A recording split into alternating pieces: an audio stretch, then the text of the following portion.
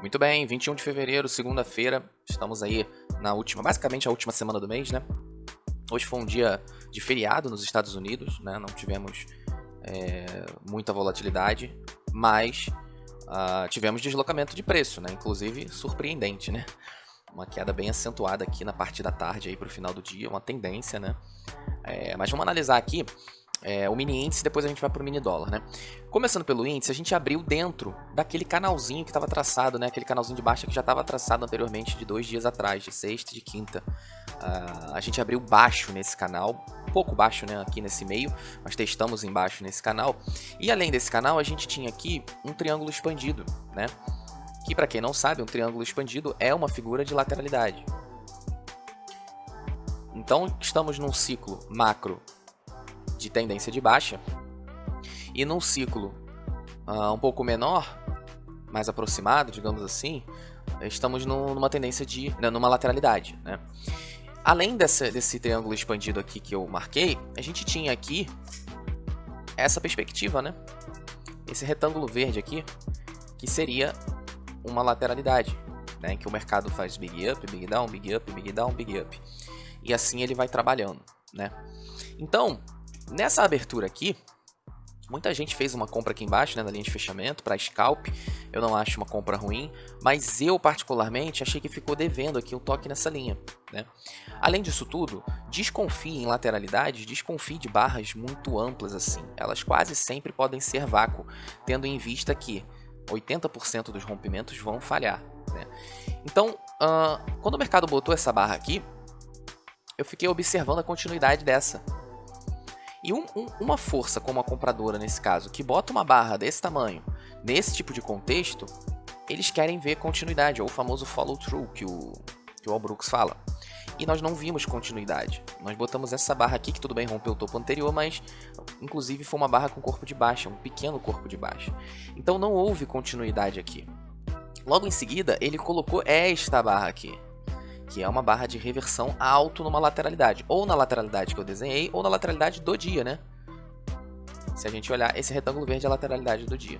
De qualquer jeito, eu estou alto em ambas. Além disso, eu tinha esse tipo de linha aqui.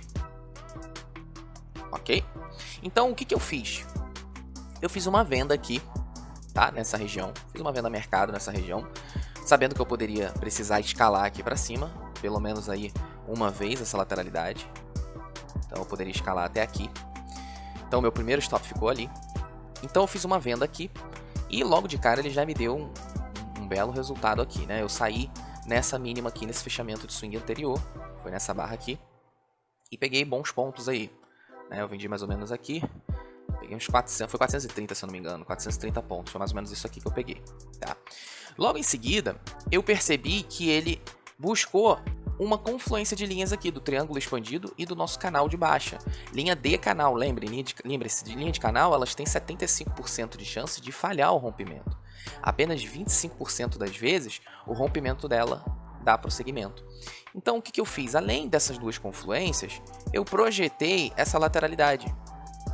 E olha só onde o mercado parou, em 50% dessa lateralidade. Só que eu não ia comprar essa H1 depois dessa forte queda. Eu esperei a H1, ele fez essa boa barra de sinal. Eu entrei nela. Eu entrei nessa barra de sinal. Logo depois ele deixou uma H2, que foi essa daqui. E eu aumentei a minha mão nessa H2 e saí no topo e aqui encerrou meu dia. Então basicamente pegamos aí mais uns 400 pontos. Fiz 700 e poucos pontos, se eu não me engano, tá? Porque aqui teve um preço... Acabou ficando um preço médio, né? Que eu peguei aqui, peguei aqui. Então meu preço ficou mais ou menos aqui no meio e tal. Eu aumentei a mão. Então deu de pontuação líquida aí uns 700 e poucos pontos. E acabou o dia para mim aqui. Só que o mercado continuou a sua movimentação dentro dessa ideia de linha de canal aqui em cima que eu desenhei. E ele fez um pequeno topo duplo em cima da linha de tendência e em cima dessa linha de canal. A linha de tendência azul do canal, né? E em cima dessa linha de canal. Após isso ele fez uma TTR, né? Ele montou uma TTR. Para quem estava operando, a gente até comentou isso lá no grupo, teve uma pessoa que fez um trade lá. A gente estava nessa TTR e ele logo em seguida começou a montar uma linha de tendência de baixa. Com esses toques aqui. No rompimento da TTR com o reteste, o que a gente tinha aqui no reteste?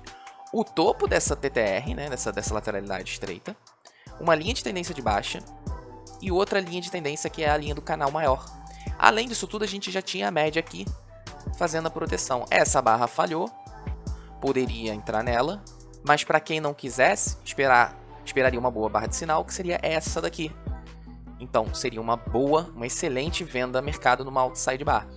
Nesse caso, o que nós poderíamos fazer? Projetar a outside bar para cima, uma vez ela seria o nosso stop, e projetar todo o nosso risco para baixo. E pegar o nosso alvo aqui no 0,90. Seria uma excelente venda. Eu já tinha batido meta, então eu não estava operando aqui, não estava nem vendo o mercado. Logo em seguida nós tivemos, você imagine, ó, isso aqui tudo, né, é um candle de queda. Imagine isso. Isso aqui tudo é um candle de queda, tá? Tá na mesma direção aqui, só para ficar mais didático. Se isso tudo é um candle de queda, essa puxadinha aqui é o quê? É um candle de compra. Verde. Olha só a correção em relação a toda essa puxada de queda. Percebe que essa correção é extremamente rasa em relação a essa barra? Imagine que são só duas barras aqui. Percebe como isso aqui é raso? Logo em seguida ele me bota aqui uma barra de rompimento nesse fundo, além dessas outras barras de sinal, deixando o gap de média. Aqui nós tivemos 1, 2, 3, 4, 5, 6, 7, 8, 9, 10, 11, 12, 13, 14, 15, 16, 17, 18, 19, 20, 21, 22 barras com gap de média, né? E até o fim do dia não encostou mais. Então, o que eu percebi aqui? Que a predominância vendedora era muito grande e que essa correção era extremamente rasa. Mas ainda assim, muitos iniciantes compram isso daqui. Eu não tenho nada me protegendo aqui embaixo para essa minha eventual compra.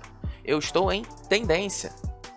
Então, entendendo que isso é uma correção rasa, essa boa barra de sinal poderia ser vendida, ou essa daqui, que foi uma excelente barra de sinal, ou essa inside também poderia ser vendida.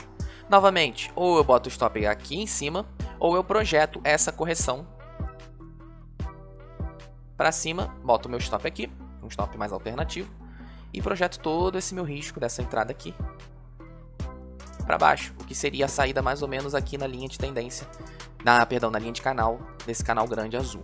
Então percebe como o mercado se comportou dentro dessa região de linha de canal e agora ele veio baixo aqui naquele nosso primeiro triângulo expandido. Então o que eu quero dizer com tudo isso? A gente não tem que se antecipar ao mercado. Não é porque ele deu essa subida forte que ele não poderia devolver tudo como devolveu. E devolveu bem, por sinal, né? Mais de 2.000 pontos.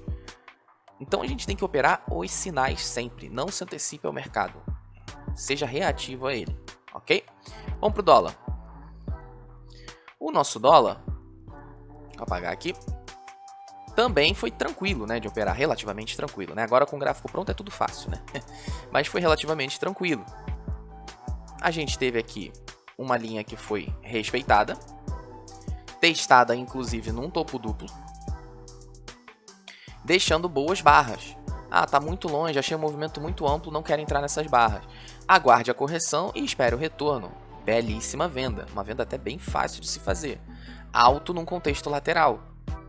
Você poderia pegar ou no fechamento anterior, ou na mínima anterior, ou projetar toda essa correção, ou toda essa pernada. Você poderia projetar inclusive essa volta em V, tá? Ó. Seria aqui o nosso alvo da venda do dólar. Ele caiu num canal estreito, com correções rasas. Lembra, se isso aqui for uma barra só, essa correção é rasa, deixando uma L2 mais baixa no corpo de baixa, um excelente sinal de venda. Inclusive é uma inside bar com bom corpo de baixa. Aqui talvez seja uma venda até melhor do que essa.